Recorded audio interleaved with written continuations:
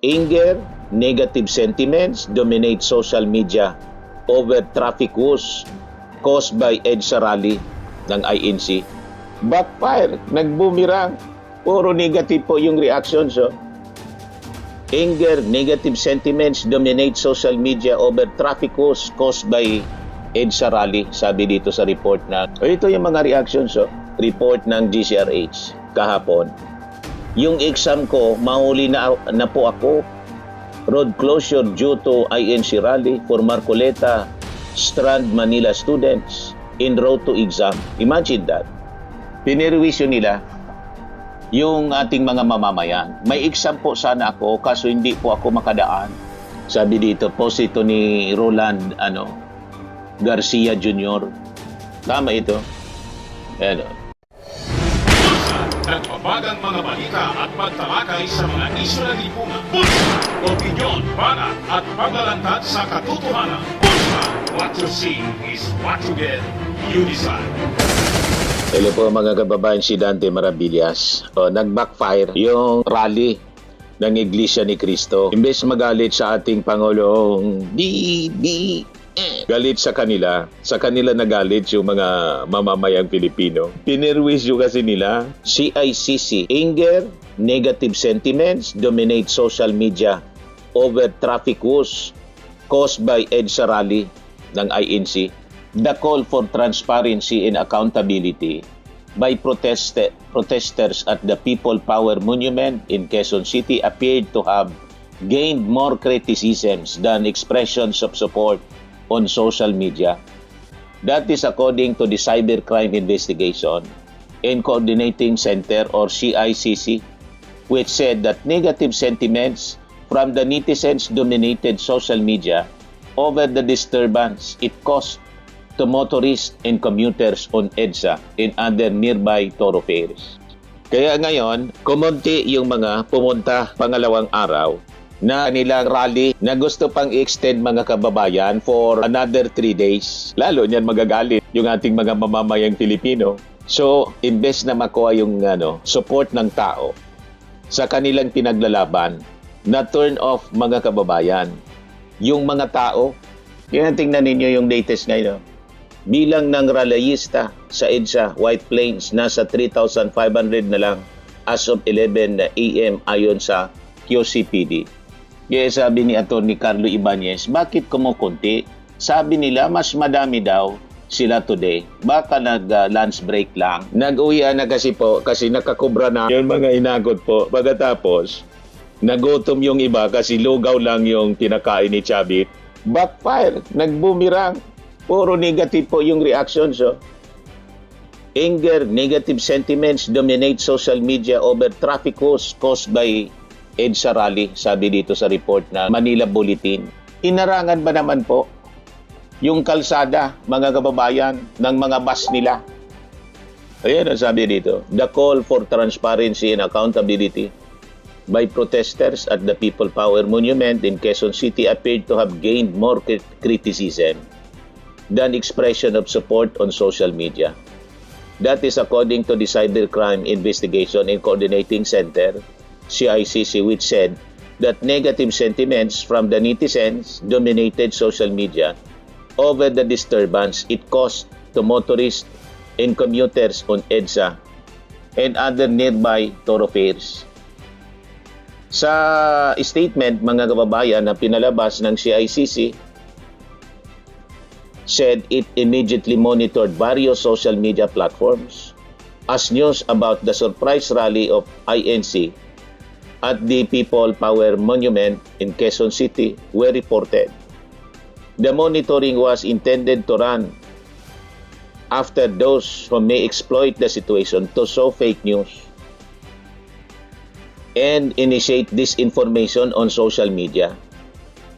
And according to the CICC's Threat Monitoring Center or TMC, the majority of monitored online engagement consisted of media coverage of the protest and traffic advisories. This was followed by negative public sentiments over the severe traffic congestions caused by the unexpected gathering on the major thoroughfare and the subsequent road closures it triggered. Di ba? Mga kababayan, malinaw. Nag-backfire. Kaya siguro kumunti yung suporta, mga kababayan, kasi naramdaman nila na hindi nagustuhan ng publiko. Kasi yung sinasabi nilang bend the law na kinakainis nila, yung organizer mismo ng INC rally, ang malinaw na binaluktot yung batas. Imagine, nagsagawa ka ng rally without a permit. Tapos, nang nandun na kayo, nag-apply kayo ng permit. Malinaw na bending the law. Kasi po ang requirement ng batas, 5 days before ng rally, dapat kumuha ka muna ng permit para makapaganda yung gobyerno sa traffic rerouting at siyempre sa peace in order and cleanliness ng paligid. So yung organizer mismo, yung INC mismo, yung nag-bend the law. Nakita ninyo? Baliktad yung kanilang mga ginagawa. Kaya galit yung publiko. O ito yung mga reactions, report ng GCRH kahapon. Yung exam ko, mahuli na po ako. Road closure due to INC rally for Marcoleta Strand Manila students in road to exam. Imagine that. Pinirwisyo nila yung ating mga mamamayan. May exam po sana ako, kaso hindi po ako makadaan. An information technology IT student from a school in Manila broke down in tears on Tuesday, June 30, after failing to reach her campus along San Marcelino Street in time for a scheduled examination because of road closures following a lightning rally by members of the Iglesia ni Cristo. Pinirwisyo nila yung ating mga mamamayang Pilipino dahil sa pagdepensa nila kay Marcoleta, mga kababayan, na naharap sa kasong plunder. Nakita ninyo? Na ang gusto niya, baluktutin yung batas. Tumanggap siya ng gift, 75 million, pero ang gusto niyang mangyari, huwag siyang managot sa batas. That is a clear bending of the law. Di ba? Sabi ko nga, ang dapat ginagawa ng INC, sibakin itong si Marcoleta, itiwalag sa INC kasi isa siyang kahihiyan sa INC na nagtuturo ng Bible pagkatapos tinotolerate nila yung member. Dinidefend pa nila ang isang member ng INC na naharap sa kasong pandarambong. Plunder. Di ba? Kaya hindi talaga makukuha yung support ng publiko. Pati ng Roman Catholic Church, nag-react na rin po yung Roman Catholic Church mamaya, yung CBCP. Basahin ko po sa inyo yung reaction po. Ito pa, ang sabi dito sa report ng DCMM, tambak na basurang iniwan ng mga rallyista sa liwasang Bonifacio idinaing ng mga street sweeper sa Maynila. So, hindi na nakatulong mga kababayan na merwisyo pa. Mga street sweepers sa Maynila ang naipong basura mula sa kahapon hanggang sa ngayong umagang pagtitipon ng dalawang magkaibang grupo. Sa pag-ikot ng radyo patrol dito sa liwasang Bonifacio kanina, may mga plastic na nakatambak sa gilid, may mga pinagkainan yung nakakalat, umaakaw na rin yung basura sa mga sinat. Pansin-pansin pa yung mga tisyong nakakalat.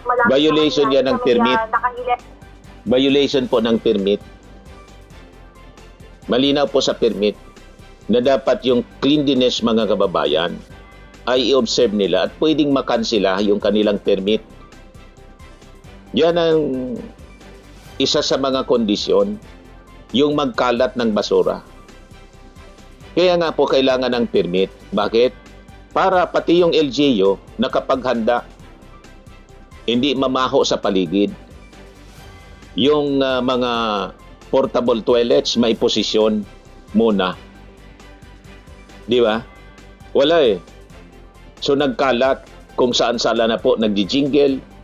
Kasi siyempre, biglaan hindi nakaposisyon ng mga facilities na dapat gamitin ng crowd. So malinaw na pamimerwisyo ang ginawa ng INC mga kababayan para lang suportahan ang member nilang may kinakaharap na kasong plunder. Merang portalet tapat ng post office. Aminado yung mga naglilinis mula sa Department of Public Services diba? ng Manila LGU na dagdag trabaho kung may mga rallyista yung nagpapalipat ng gabi sa liwasang Bonifacio. Gaya ng gagawin mamaya ng grupo mula sa unang distrito ng Batangas. Inakot ni Leandro Libeste Hinakot niya, mga kababayan, para mag-rally. Anong intensyon niya, no? Ni Leandro Libeste, anak ni Loren. Para pag nakaposisyon si Sara Duterte, mga kababayan, yung problema niya sa solar, di ba may kaso? Kinaso ng gobyerno at pinapamayad ng fine 24 billion. You see? Kasi hindi niya na-deliver yung dapat mga solar, mga kababayan, nang bigyan siya ng franchise ng gobyerno. Bininta niya eh. So, puro ito self-interest, mga kababayan, para iligtas yung kanilang sarili sa mga pananagutan. Una itong si Marcoleta. Pangalawa, si Leandro Libiste. Then ultimately, mga kababayan, si Sara Duterte. Kasi naharap sa kasong yung impeachment case. So, puro sarili po. Tapos ginagamit itong INC. Kawawa yung mga street sweepers po. Ayan. Kaya galit yung publiko. Ismayado rin yung isa sa mga street sweeper dahil hindi sumunod yung mga miyembro ng Iglesia ni Cristo sa umunoy abiso kahapon ng organizer sa ugnay ng pagtatapon ng basura. Narito ang napahayag. Dahil kahapon talaga walang mga basura yung black bag eh. Talagang ang basura nila kalat talaga. Kami din talaga naglinis. Kung ang sabi, matong tayo malinis sa liwasan doon pasok, kailangan aalis tayo ng mas malinis. Ano nangyari? Eto, nilinis namin. Nandun kami sa dati. Ayan ang sinasabi sa mga nagrarally ko. Hindi sila na nagdadala ng sarili ng basura. Galit yung taong bayan, mga kababayan sa kanila. Yan o. Yan iniwan nila tambak-tambak na basura. Pati doon sa People Power Monument, hindi nakapaganda yung LGU kasi nagsagawa sila ng walang permit na rally at kumuha na lang ng permit ngayon, mga kababayan, nung nakapag-rally na sila. Pagkatapos, i-accuse nila yung gobyernong bend the law. Sila mismo yung nag-bend ng law, ng batas, mga kababayan. Sila yung hindi sumusunod sa batas. Pang-aabosong malinaw. They are exercising their so-called rights, inaboso naman nila yung right ng ibang tao. Pinirwisyo nila yung mga commuters, pinirwisyo nila yung mga estudyante. Kaya negative po yung mga reactions ng mga tao sa social media. Binatikos po sila. Kaya ngayon, kumunti yung sumusuporta sa kanila. Tapos ngayon, ang request ng INC, extend pa for hanggang July 3 daw. Yan. People Power Monument Rally organizers requested to gather until July 3. Quezon City Department of Public Order and Safety. Yan ang sabi. Huwag ninyong pagbibigyan kasi sobrang pang-aabuso na yan. Unang-una, hindi sila kumuha ng permit, nag-rally sila. Ngayon, binigyan ng permit until 8 o'clock in the evening, tapos gusto pa nilang i-extend, mga kababayan. At nagmamalaki pa sila. Inaaway yung mga pulis, respetuhan daw. Sino yung walang respeto? Unang-una, wala kayong respeto sa local government. Nag-rally kayong walang permit. You see? Pagkatapos, you ask for respect sa mga pulis na kinakausap kayo ng maayos para huwag harangan yung daanan ng mga tao, yung daanan ng mga vehicles para hindi mapirwisyo yung kanilang mga lakad. Ito, mga kababayan, nakikipag-argumento yung isang INC official sa PNP. Respetuhan daw.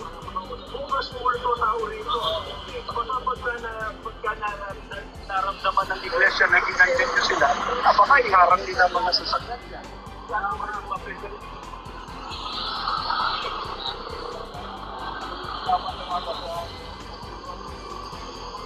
Humihingi sila ng respeto sa pulis. Sila yung walang respeto. Bakit po? Nagrally silang walang permit. Hinarang nila yung kanilang mga sasakyan sa gitna ng kalsada. Di nila nirespeto yung karapatan ng iba, ng mga motorist na huwag maabala sa kanilang mga lakad. Ang kalsada po, mga public thoroughfare po, ay naka-reserve yan para sa mga motorista. Inoccupy nila without permit. Pagkatapos, sila pa yung humihingi ng respeto. Nakita ninyo kung gaano kaabusado itong mga leaders ng INC. Kayo yung walang respeto eh. Wala kayong respeto sa local government kasi hindi kayo humingi ng permit. Ngayon, binigyan kayo ng permit after na kayo nagsimula na ng rally, after nang mapirwisyo yung mga tao. And ngayon, gusto pa ninyong extend for 3 days. So anong tawag mo dyan kung hindi pang abuso? Binigyan na kayo ng karapatan ninyo na makapag-rally kahit walang permit. Tapos gusto pa ninyong extend. Kulang pa yung 2 araw. Anong gagawin ninyo for the next 3 days kung hindi destabilization? Kaya ito na yung sabi ng Palasyo Malacanang. Palas to INC, be careful not to be used in destabilization efforts. Malinaw na ang ultimate objective nito is destabilization po. Kaya itong statement po ng Palasyo Malacanang na be careful na hindi magamit sa destabilization, ginagamit na nga po eh. Malinaw na destabilization po yung kanilang ginagawa. Gusto pang i-extend. So ano yung ibig sabihin nito mga kababayan? Gusto nilang ulitin yung EDSA People Power noon. Di ba? Kasi may mga tao na galing sa mga provinces na gusto nila makaabot pa sa pagtitipon nila. Malinaw yung statement ng isang city councilor ng Quezon City. Hindi daw sila alis doon hanggat hindi mag-resign yung ating Pangulong Bongbong Marcos. Ang gusto nilang paresignin mga kababayan, yung leader na nagtatrabaho. At ang gusto nilang ipalit yung mahilig mamasyal. Payag kayo sa ganun mga kababayan. Hindi nagtatrabaho, namimirwisyo pa at sangkot pa sa patong-patong na korupsyon. Mali mga kababayan na paggamit ng confidential funds. Yun ang kanilang gustong iupo bilang Pangulo. Yung palamura, palabanta, walang modo, yun ang kanilang gustong ipalit sa ating Pangulong Bongbong na napakasipag, napakatalino, at may totoong pagmamahal sa ating bansa. Walang plano, mga kababayan, na isurrender not even an inch ng ating territory sa China. You see, mga kababayan? Kaya wala silang support mula sa ating mga mamamayang Pilipino, not even the Catholic Church, mga kababayan. Nagsalita na po yung CBCP. Ito sabi ng CBCP Chairperson, Bishop Jose Colin Bagaforo, CBCP Commission on Interreligious Dialogue. Malinaw yung sabi niya. Bishop Bagaforo, true solidarity should not disrupt lives of others. Dapat hindi mo dinidisturbo yung buhay ng ibang tao tulad ng ginawa nila kahapon at ngayon. Ginagawa nila ngayon. The Catholic Bishops' Conference of the Philippines CBCP's Episcopal Commission on Interreligious Dialogue has reminded the faithful that expressing grievances should never come at the expense of the welfare of others. Correct. As public assemblies, including the Iglesia ni Cristo, protest in Metro Manila unfolded on Tuesday. In a statement issued kahapon, the Commission emphasized that while the Constitution guarantees the right to peaceful assembly, the exercise of that right must be accompanied by responsibility in concern for the common good. The lives of our neighbors, sabi ng CBCP. The Commission said public demonstrations that cause heavy traffic and disrupt major roads such as EDSA place an undue burden on commuters. Kaya kita ninyo yung mga Catholic organizations, pag sila nagsagawa ng rally, humihingi sila ng permit. Kung gagamitin nila yung EDSA, yung People Power Monument, hindi sila naghahakot ng maraming tao kasi alam nila makakadisrupt sila ng flow ng traffic. Yung tama lang na crowd ang nandoon, mga kababayan. Nagets na ninyo? So ito ang sabi, dapat na niya, hindi man nila i-disrupt yung buhay. Place an undue burden on commuters, daily wage earners, students, and emergency services tulad ng may namatay kasi naipit sa traffic. hindi na nakaabot sa ospital. So, perwisyo yung ginawa nila. It encouraged citizens to pursue calls for transparency and accountability through lawful means that minimize harm to the public. Sabi ng CBCP, the ECID also urged protest organizers to ensure public safety and strict adherence to the law while appealing to law enforcement authorities to exercise maximum tolerance. Iyon man talaga, mga kababayan, ginagawa ng ating mga authorities, maximum tolerance. At yun mismo yung utos ng ating Pangulong Bongbong. Kahit wala silang permit, sobra yung kanilang ginawa na pang-abuso, kaya nawala ng gana yung publiko, nagalit mga kababayan sa kanila. To exercise maximum tolerance in maintaining peace and order. The statement concluded by calling on Filipinos to engage in national discourse with mutual respect, praying for truth, justice, and accountability, and integrity in public leadership, as well as peace and wisdom for both citizens and government leaders. The statement was signed by Bishop Jose Colin Bagaforo of Kidapawan, chairperson ng CBCP's Episcopal Commission on Interreligious Dialogue. So ito yung pinalabas niya na statement ngayon, mga kababayan. Grabe yung ginawa nila, tingnan ninyo. Binalandra yung mga sasakyan nila, mga kababayan, sa gitna ng kalsada. Kaya sabi ng mga pulis, comply with rally permit conditions, PNP tells EDSA protesters. Mag-complyan niya kayo. Pag hindi, ika-cancel nila yung permit. Ayan o. Sabi dito, post ito ni Roland Garcia Jr. Tama ito.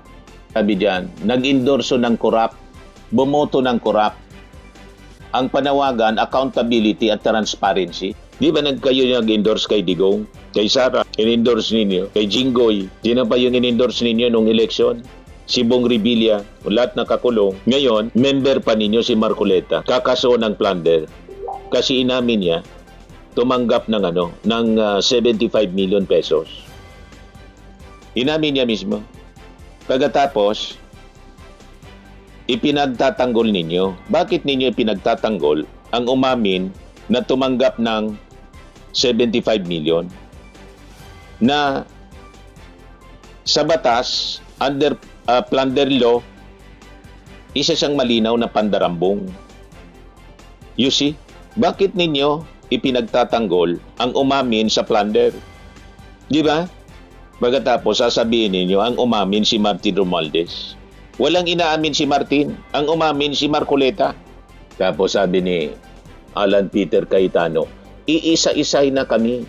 Cayetano Defense INC rally claims more ally senators may face raps after Marcoleta. Siyempre kasi aros lahat ng kaalyado ninyo sangkot sa flood control scandal. Di ba? Yun ang mga sangkot. Alangan man nasangkot yung mga kaalyado ninyo, pagkatapos hindi pa panagutin sa batas kasi kaalyado ninyo. Tama?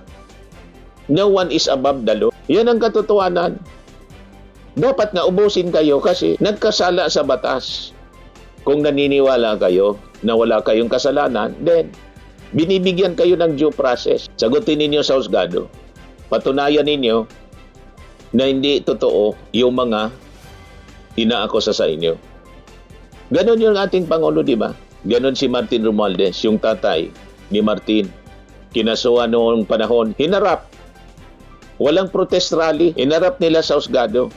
Hindi lang dito sa Pilipinas, kundi abroad. Si Mrs. Imelda Romualdez Marcos. Yung binansagan na trial by century sa New York. O di ba, na-acquit si na-acquit si Mrs. Imelda Romualdez Marcos. Nagpa-rally? Hindi. Walang rally. Nilabanan sa husgado. Yan ang matinong leader. Yan ang matinong politiko. Hinaharap kung naniniwala kayo na malinis kayo, harapin ninyo sa husgado. Hindi yung pag may kaso kayo, magpaparally kayo para maabsuelto. Hindi kayo maabsuelto sa rally. Ito, isa pang netizen post ni John Ditona. Ano sabi niya? Ang tunay na pananampalataya, hindi yan nasusukat sa dami ng miyembro na kayang mag-alsabalutan at humarang sa kalsada. Nasusukat yan sa pagpapakumbaba, sa pagiging tapat, at sa pagrespeto, hindi lang sa Diyos, kundi pati na rin sa mga batas at gobyerno na nagpapanatili ng kapayapaan at hustisya sa lipunan. O di ba? So palpal kayo. Galit ang ating mga mamamayang Pilipino, yung ating mga netizens. Majority sa ating mga netizens hindi konforme sa ginawa ninyo kahapon at ngayon. Kasi pinerwisyo ninyo yung buhay nila. Swimming and lifting cream, pinapahid po sa mga pulses in affected area. Mainam po sa paninigas ng mga kaso-kasuan.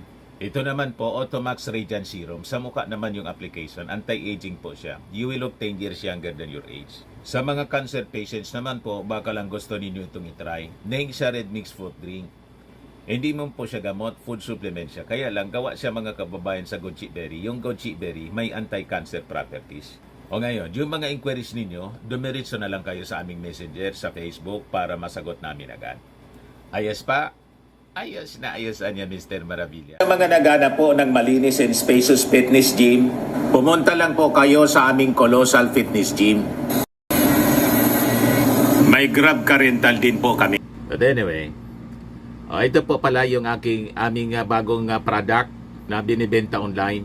I am worldwide amazing pure organic barley powdered drink mix from Australia. Negosyo to ng aking anak na architect entrepreneur Riz Maravillas. Ayan po. Kontakin na lang po ninyo siya, Riz Maravillas on Facebook. Ang mga health benefits niya, boost immunity, improves digestion, enhance energy levels, packed with antioxidants, prevent cancer. Ito naman po yung bago naming product na binibenta online. Eye Glow Serum, whitening po siya. Tingnan ninyo yung epekto sa aking anak na architect before and now. Yung mga inquiries po ninyo, dumiretso na lang kayo sa kanyang Facebook account, Riz Maravillas.